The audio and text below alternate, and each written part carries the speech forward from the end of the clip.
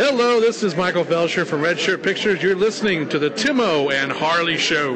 Welcome to the Timo and Harley Show.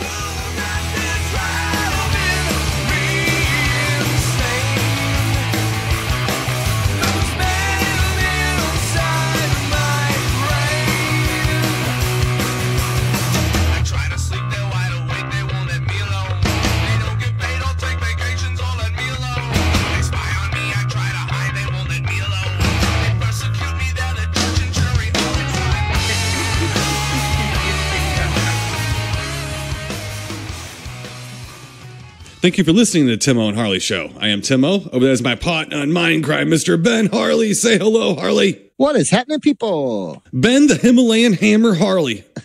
That's me. Well, I've been known to lay the hammer on a Himalayan many a time. Yeah.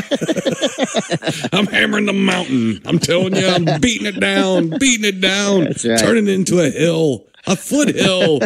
Yes. So, let's see, Mr. Ben Harley, real quick update here. This week in the space-time continuum, as you hear this, the surgery will be over, but Angio is going into surgery this week for her hysterectomy, trying to get the cancer out of her. So it'll be probably not next week, but the week after that I will have an update. And hopefully a good one. We're expecting a good update, but this week is the surgery. So let's see here. So it'll be a couple of shorter. Well, we always say shorter shows. They end up being just as long somehow.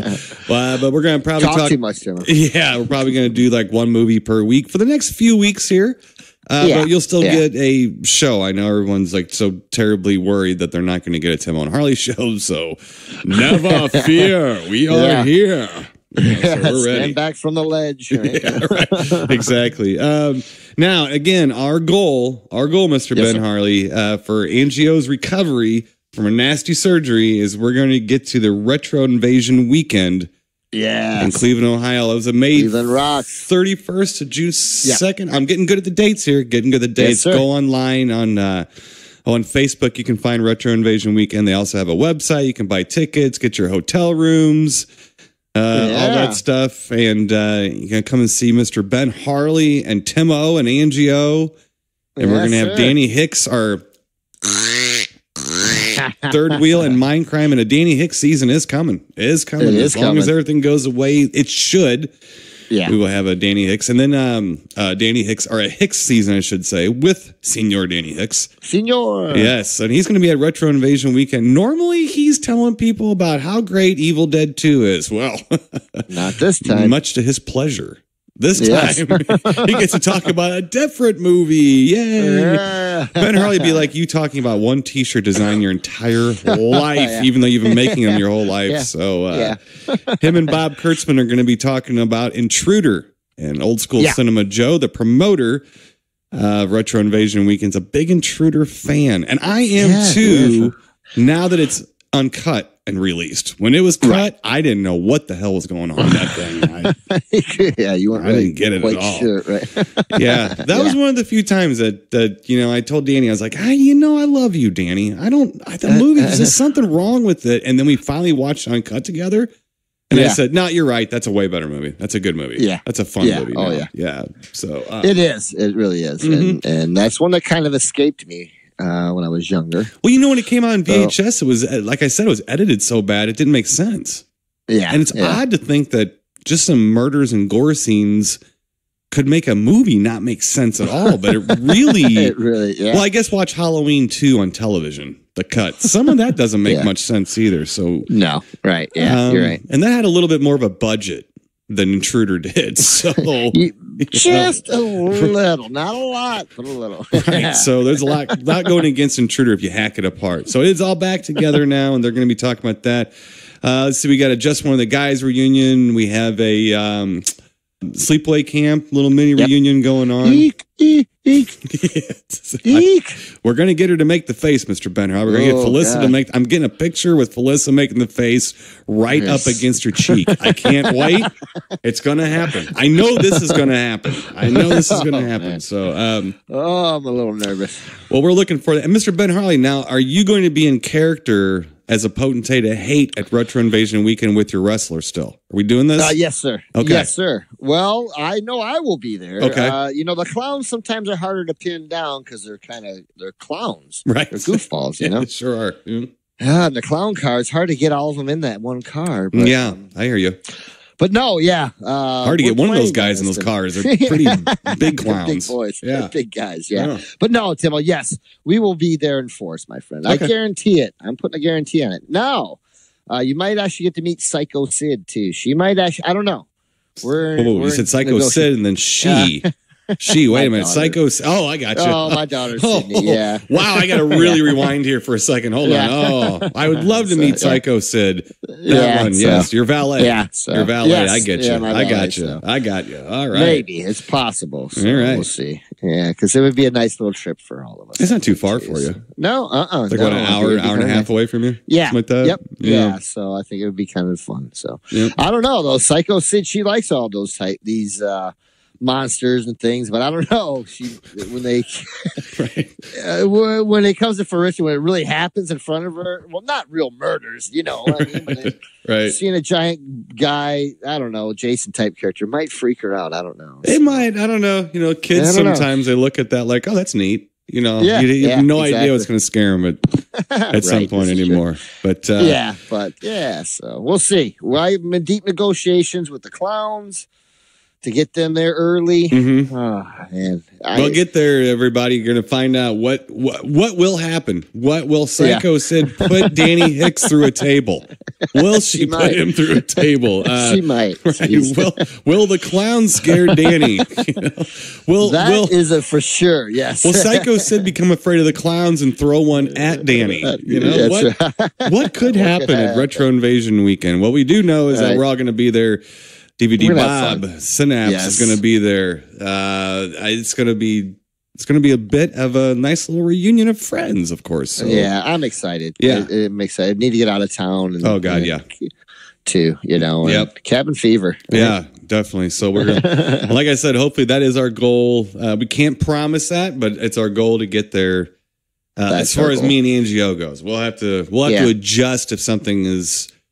Just healing still with Angie. Well, we'll figure it out. Right, yeah. We'll figure it out. So, but make sure everybody gets there. Angie's most important. She is most important. You're correct. You're correct. So, get your tickets for Retro Invasion Weekend. There's lots of Danny Hicks going through tables and Psycho Sid's attacking clowns, and it's just going to be off the hook, as they say, off the hook. You never know what's going to happen, right? Well, Mr. Ben Harley, let's see. I got just a couple things here that I watched. So let me get to them here. Let's see. First up, now this ain't horror at all, but I had to say something about watching this movie from 1989. This is one of those. After Angie got diagnosed with cancer, this is one of those things I would not buy anymore to save money to pay for her treatments. I have the Blu-ray of Next of Kin from 1989 with Patrick Swayze in it. So you guys went Swayze Quazy? We went a little Swayze Quazy here. Yes, we did.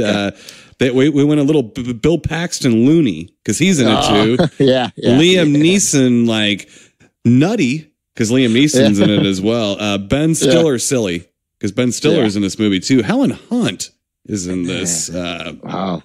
Adam Baldwin. What a cast. What a cast for a movie about hillbillies trying to find a murderer in Chicago. Yeah. Okay, yeah. I mean, I don't know when's the last time you've seen this movie, Mr. Ben Harley, or not. It's been a minute, yeah. Well, Patrick Swayze is like a guy from Appalachia who's a Chicago cop now, detective or whatever. Okay, yeah. And he's got like one or two of his brothers living there trying to earn a living, you know, trying to get to the city, I guess, or whatever. And his brother, I think it was Bill Paxton, the brother, runs afoul of Adam Baldwin, who's like a gangster type guy, I don't know, running illegal cigarettes or some bullshit. I don't know. Oh, and one of the really bad ones. And so it's a revenge movie. And then all the kin, all of Patrick Swayze's hillbilly kin, who are all big stars now, you know, they all come and get revenge on the city gangster types or whatever. Yeah. Silly movie. Yeah, I'm not sure if I've seen that or not. It sounds super, You probably did on cable or something. It was on a lot. It was a big movie when it came out and then went away. Yeah. It's okay. It's a little difficult watching Patrick Swayze in this. He's back in the day. Now, the young whippersnappers listening might not know this, but back in the day, we used to be convinced that Patrick Swayze could act. Yeah. And when you go back and watch some of these movies, you're like, well, he can, I'm sure, but wasn't doing it here. Not this time. Wait, I'll show you one that he was acting. You gotta pull out another movie. Right. So there's a bit of boy, he's not portraying an Appalachian man extremely well in this. I can see why the Oscar nod didn't go to him, going back. But silly, fun movie nonetheless, Mr. Ben Harley. Silly, fun movie from 89, Next of Kin. Next up, Mr. Ben Harley. Last up, actually. Already. Dang, watched from 1968. Not the Summer of Love? I think so. Dracula Has Risen from the Grave. Must have come out in the summer. Well, Dracula wasn't much of a hippie either. No, he wasn't loving too many people. Kind of a cock blocker. Yeah, exactly. He really is. Oh, absolutely. He is the number one cock blocker. Yes, he is. He's supreme. Yeah. No wonder we hate Dracula movies, right? Yeah, I'm telling you, man. The older I got, the more I started to be like, "Hey, wait a second, that's not cool. This is a cock blocker." Right. Well, this is in line with the Hammer. Freak Out that we've been on for the Dracula series. So now this one was my favorite. This one is my favorite Dracula. So no, it is my favorite. It's my favorite Dracula movie in the Hammer movies. This is the one where it's kind of clumsy, like as far as like Dracula coming back around. It got to be kind of like Jason Voorhees after a while. You got the metal spike through the chest and lightning hits it kind of stuff going on, just like in Friday the 13th. The nonsense. Bringing him back from the undead or whatever the fuck they do with Dracula. But this is one where there's like a local, priest, friar, whatever, who runs a church. And in the beginning that there's a woman or someone who's killed in the church, in the bells.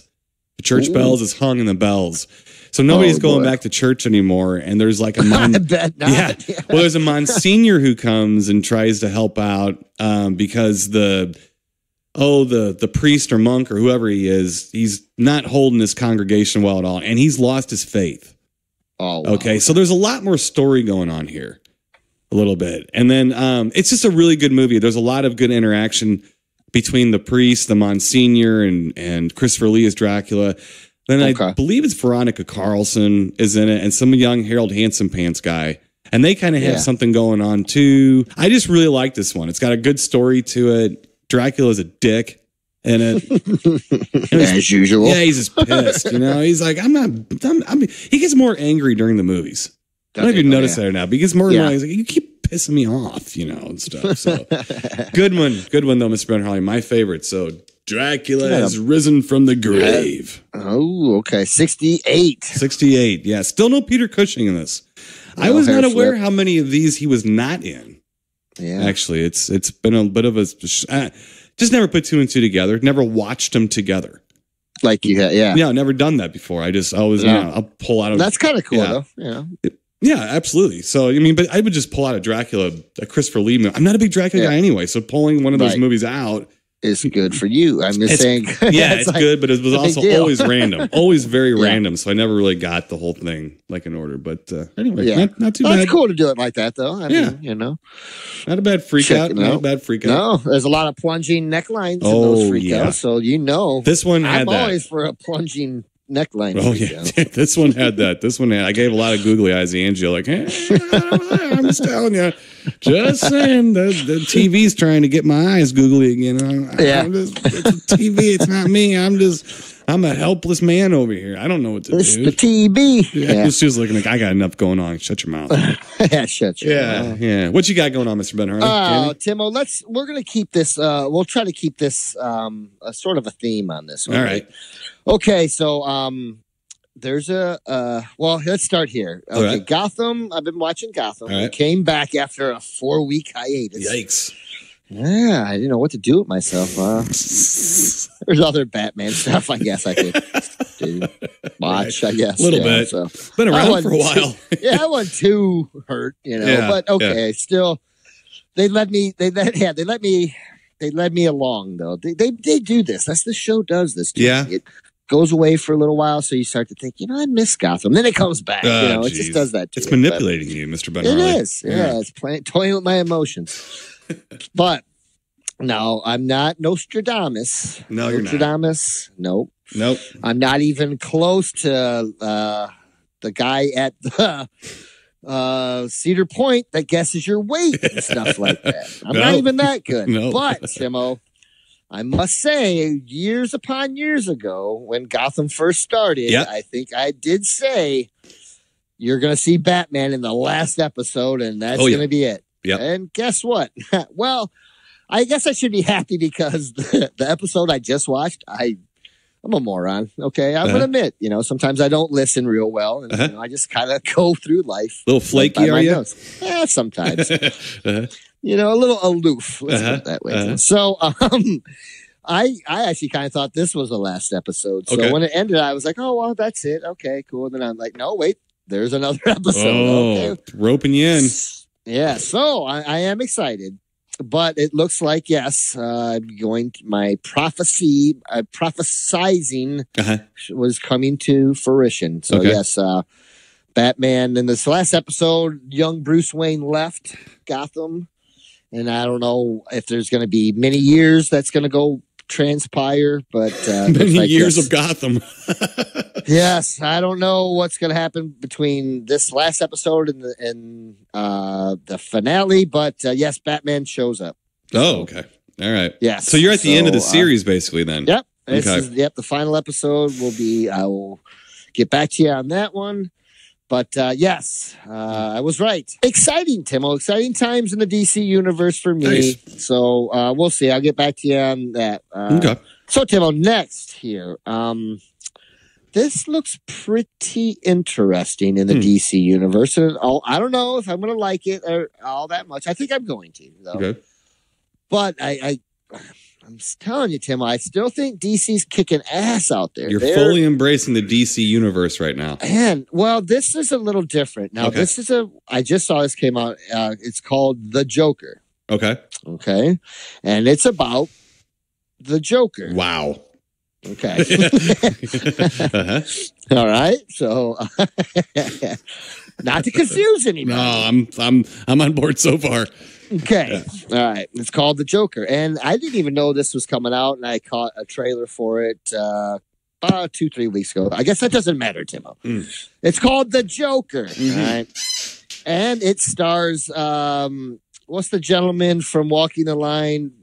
Not River Phoenix, Joaquin Phoenix. Oh, right? Joaquin Phoenix, yeah. Yes, and starring Joaquin Phoenix as the Joker. That'd be a good Joker, yeah. You know what? You're gonna have to take a look at the trailer, Timo.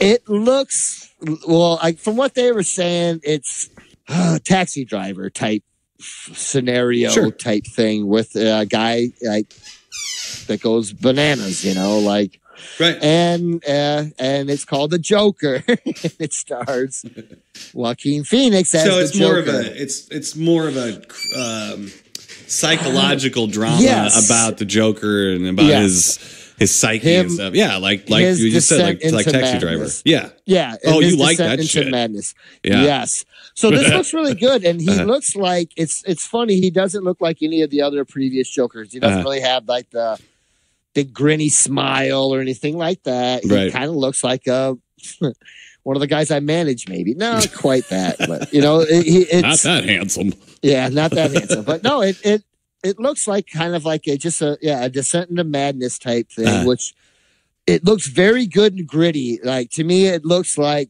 almost like a film noir compared to a popcorn film, type thing where that's to me is the difference right now. It really is. These guys are kind of breaking ground on certain things when Marvel's like, well, we've made Captain America and we're just going to keep making it. We're just going to keep making these same flipping movies over and over. So whatever, people are going, so God bless you, go for it.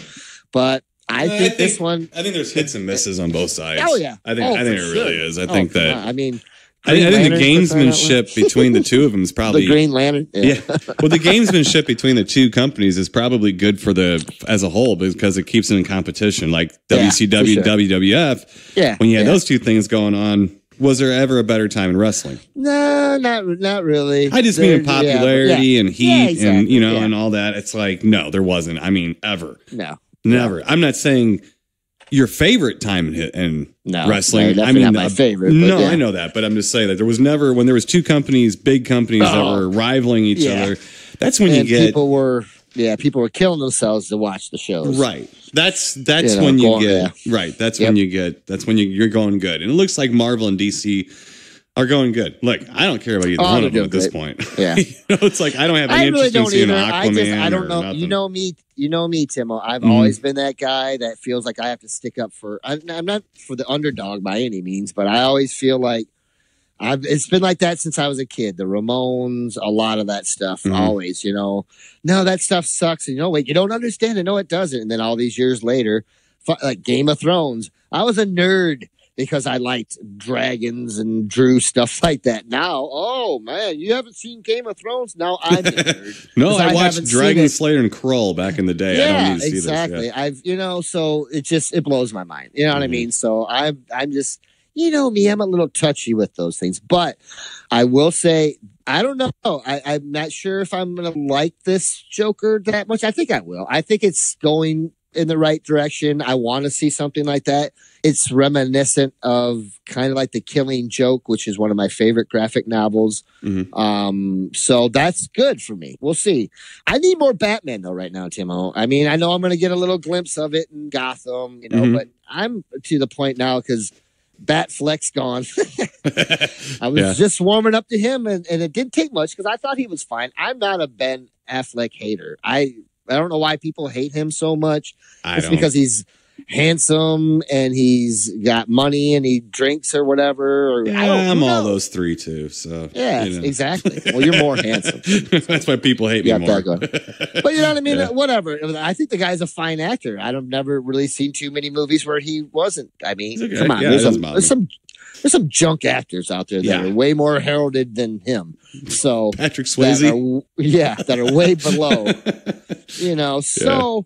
But I'm hoping for they're talking to Batman, something good like basing it on Batman, like Year One or something, which is also a Frank Miller graphic novel.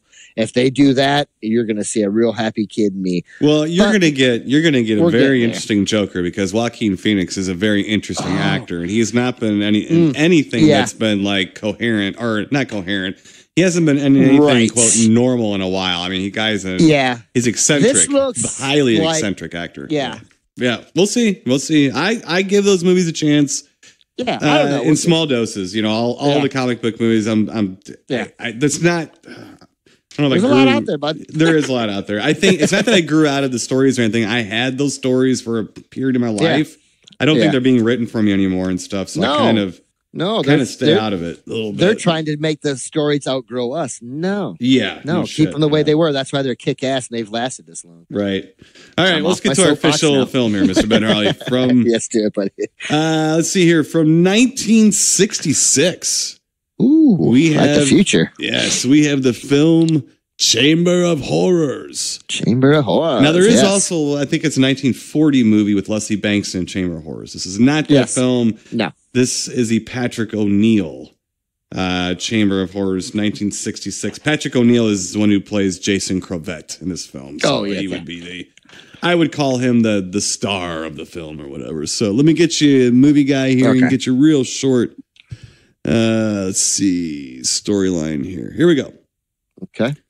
A one-handed madman uses various detachable devices as murder weapons to gain revenge on those he believes have wronged him. Okay, that's simple enough, man. This is let me explain this to you. And I don't really want to go into as much as the plot and stuff. I mean, we can dig around that a little bit too. Sure. But this movie immediately sends a signal to your mind. Somebody watched House of Wax. Oh, yeah. And made this. Well, okay, so here's the thing. This was actually made as a television pilot that was going to be a House of Wax series. Yeah. And once they got this knuckle thing done, it was deemed too intense. Yeah. For that. Okay. So therefore what they did, and they did this a lot, and they still do, actually, is they'll film something for a cinema, they'll film something for television, and then flip it because they realize what they've made. So that is this. So that's what we have here. It's sort of a two-part story. We got kind of a psycho, not psycho like Norman Bates, but we have a psycho killer who, look, the movie starts off with Patrick O'Neill forcing a corpse to marry him. Yeah. Okay. Yeah. Now, there's lots of things of his dead wife. Right? Yeah, there's lots of gooey things that you could force a corpse to do, but marriage, I don't know why you'd bother if you're that kind of sicko. Let's just put it that way. I don't know what the deal is here. So basically, he's just insane, and he gets kind of found out by the police. They catch him, and he gets handcuffed on a train. Yeah. So he basically escapes. He dislodges the item that he's handcuffed to off of the train, jumps off of a bridge into the water, into a river. Then apparently he cuts his hand off. Oh, to get rid of the object that is on that's keeping him underwater after he jumps off of the bridge into the river. So now he doesn't have a hand. So now he's like the Incredible Hulk. The world thinks he's dead. Yes. And so he goes around the countryside putting various objects on the end of his nub, on the end of his hand. Anything from a hook to write with, to do things with, to like a meat cleaver. If he has to do some murder stuff. Yes, yeah. And all wrapped around this is the House of Wax. Yeah. So it feels a little disjointed because then when you sit down and watch it, okay. So the two guys that are in the Wax Museum, the old guy in the Harold Hansen pants, Cesare Danova, I guess his name is Cesare Danova. He's the Anthony Draco guy. He's the young Harold Hansen pants, and Wilfred Hyde White is Harold Blunt, like that name. He's the older fella. I like that guy. He's in lots of stuff. Good. Yeah, like him. Yeah. So they're like kind of running the Wax Museum, and so then as things are occurring, like as Patrick O'Neill's character Jason Cravat is killing people, they basically are making wax figures of this as it happens. Yeah. Yeah. So you can see where the series was going to go. It was going to all kind of evolve around a wax museum, and then you're going to have different characters come in as a villain. Yeah. Almost, you know what kind of remind me of, to be honest with you? I don't know how, but it sort of reminded me of Wild Wild West. A little bit, yeah. Just the feel of it. I don't know. Yeah. It just kind of like it's not really supernatural, but it's horror. And they'll throw supernatural things at you, but in the end, it's just horror. It's just terror or whatever. And I think Wild Wild West was like that, kind of with the Western sci-fi type stuff. Yeah. This is sort of like period piece horror, kind of mixed together like Wild Wild West was in that way. It was directed by Hy Averback. And I actually took Hy Averback and looked at it and made sure that was a real person. Because when I looked at the name, I looked over at Angie. I was like, I don't know if that's a real name. She's like, what do you mean? I go, Hi, have your back. Hi, have your back.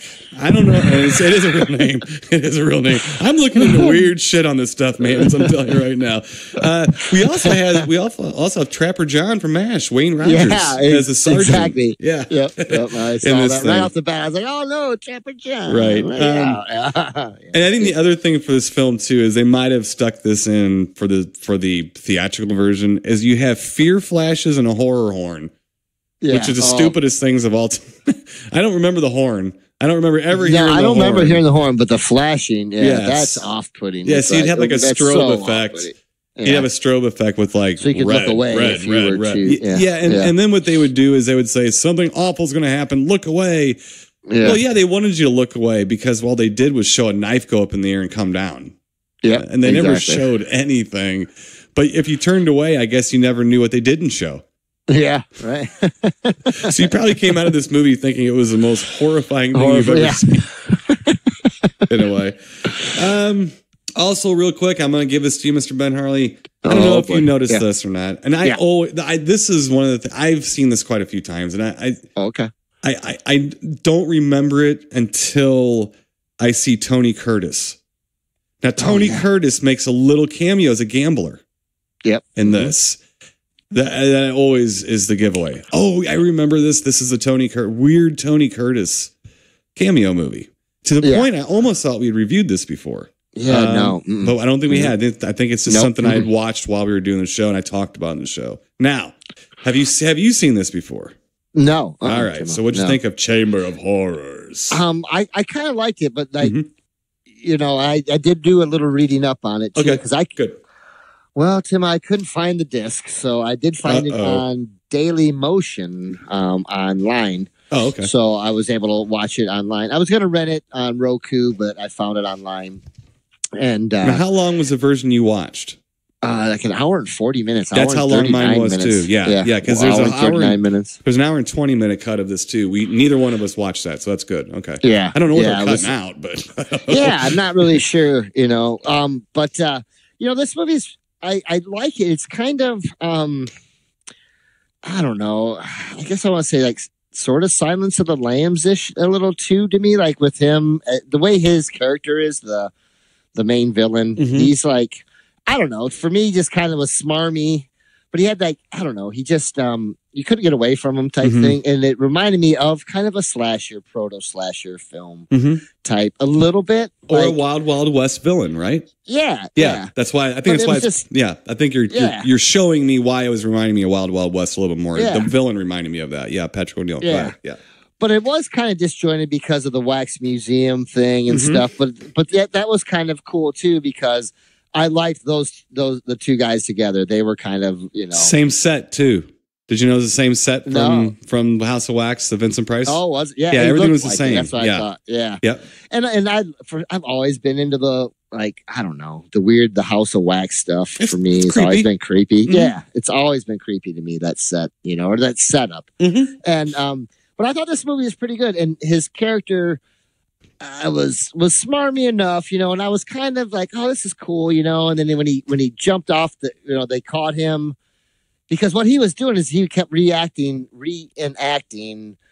that scene of him marrying his dead wife, right? And he would have like a lady of the night, do the thing, a ritual with him, which was creepy too. Like even she's like, oh, this is really creepy. I don't want to be doing this type thing, right? And they're like, no, he's a good paying customer, so do it.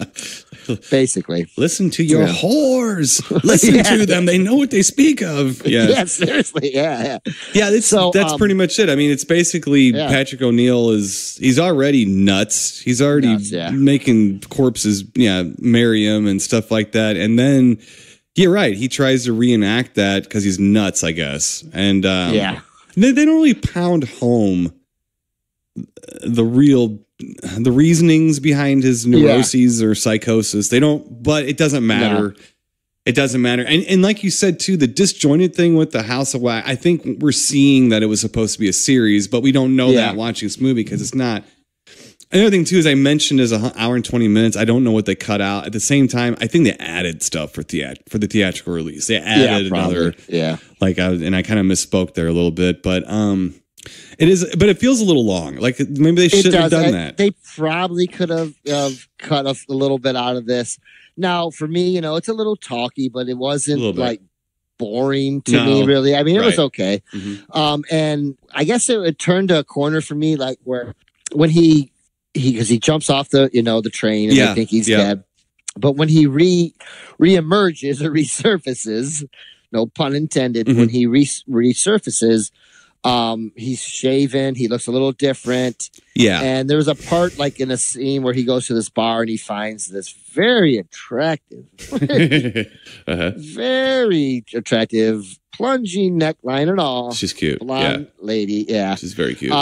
Yeah. And he, propositions her, not that type of way. He to basically help him in do his bidding, yeah. to be his to go out and do his nefarious, set up the nefarious things for him to get revenge. Yeah. And basically and from this point on it returns into a revenge movie. Right. And for me it kind of, I guess, it stepped on the gas a little bit more for me at this point. I was like, oh wow. And I liked that scene with him in the bar with her. He's really good. I was like, I don't know. I guess it engrossed me more into the film, and his character was, to me, at first I was like, this guy's weird and bizarre. Right. But no, he's a little bit more, Hannibal Lecter-esque type. It's kind of funny though. More. It's kind of funny. Something else you mentioned though that I found interesting was that, Patrick O'Neal has a certain look to him. And and the way they had like his eye makeup and stuff, I mean, he's already got like kind of like piercing eyes a little bit. Yeah. And it's kind of funny how without the goatee, it's a Superman moment where nobody can recognize him because he doesn't have the goatee. Yet those piercing fucking eyes and that white hair is all still. He looks exactly the same. As a matter of fact, when they had like the wax figure thing, like, is that him? I don't know. Take off the mustache and the goatee. He's like, it is him. It's like you could have told that from like 50 yards away with the goatee on. Come on. Yeah. So that was a bit of a Superman moment. That was kind of funny. Oh yeah, yeah. So but I thought it amped up though for me from that point on a little bit, and then I felt like his character became not just more. He wasn't as smarmy as he was in the beginning. He became more sinister. You know, like, whoa, shit! Look out for this guy. Right. Oh, it's on. He's, you're gonna get it. He's got a plan. And so I guess I enjoyed it a little bit more from that point on. I think it takes a turn too when he gets caught. Because you don't expect him to get caught like that early. I mean, he gets easily caught and he gets tricked and caught, and then he gets put in the train. So then you're thinking, now where are we going? Okay. And I think that that little moment right there too is, you kind of expect it just to be, you kind of expect him just to find different ladies of the night and keep repeating this ritual, and they keep trying to find him, but that's not, they do find him. They know. But the thing is that once he jumps off the train into the river, they assume he's dead. He's pronounced dead. So he's dead. So according to everyone, he's dead. So everyone he comes upon, like, you're dead. It's like, so are you. So are you. Yeah. Will you join me? Right. That was good. Yeah. So it's a good moment. And I think that maybe the re-editing around might have drawn down the tempo just a touch. It does feel about 10 minutes too long. And interestingly enough, they added about 20 minutes to it. Now the director, I have your back. That's what I'm gonna call him. I have your back. He did do a lot of MASH and TV and stuff. So that might, so the Wayne Rogers connection there with the MASH television series, it all kind of makes sense once you start looking at it. It doesn't feel like a television production though. It feels like it was filmed way more for a cinematic event. It really does. Sure. And it would have been an interesting series. Yeah, I think it would have been an interesting because the way series. This movie ends, it's like it really is like, wait a second, they set it either up for a part 2, but it ends like a television show. Yeah, like on to the next case, on to the next case. Yes, and that's what they do. You know what? It's not a bad flick. I'm going to give it just I think it's just a regular great bait bup. It's an interesting story. I think the cameo from Tony Curtis is very odd. But I think what they were doing was setting up for a weekly cameo like in Batman. Oh, yeah. Batman always had the cameo where they were climbing up the side of the building and then and someone picked their head Sammy out, Davis Jr. go, what are you doing? Like that. And so I don't know why I always thought it was Sammy Davis, but every time I just think about somebody popping it up with Sammy Davis Jr. But anyway, he must have done it once and I just caught on to it. But so that was like they're sticking the head out of the building. The window moment when they're climbing inside the building. So I suspect they were going to have a fun cameo every week. That would have been cool, like that. Actually. Yeah. So the whole, so it would have been a cool series. As a movie, it's not bad. I think that they did a pretty good job of expanding it into a theatrical movie. It's hard for me to tell. You have to read it. It does feel a little uncomfortable once you find that out. You're totally fine with it. You get it. You're like, okay, all right. Okay, now I understand it. I see it now. Yeah. Right. And it's not that distracting because it's a decent story. It's kind of well written. It does take you a few places, even though it takes you where you've been before. the way it steers you, you're not sure where it's going. Let's put it that way. Everything's been done before. It's just you just aren't expecting it. It's giving you more than you probably think you deserve to get from the movie. I guess is what I'm saying. And that is proper English, yeah. So, but I'm just going to give it like a regular, not even a mile. I think it was pretty good. I think it was pretty. Yeah. I wish they would have. The thing that showed me that it was made for TV is the cutaways from all of the kills. Oh yeah, and it's so it becomes laughable because it's like, why did I need to turn away from a cutaway? Yeah. And I think that's, like I say, they're trying to hide the fact they don't show anything. So they're making the people turn away.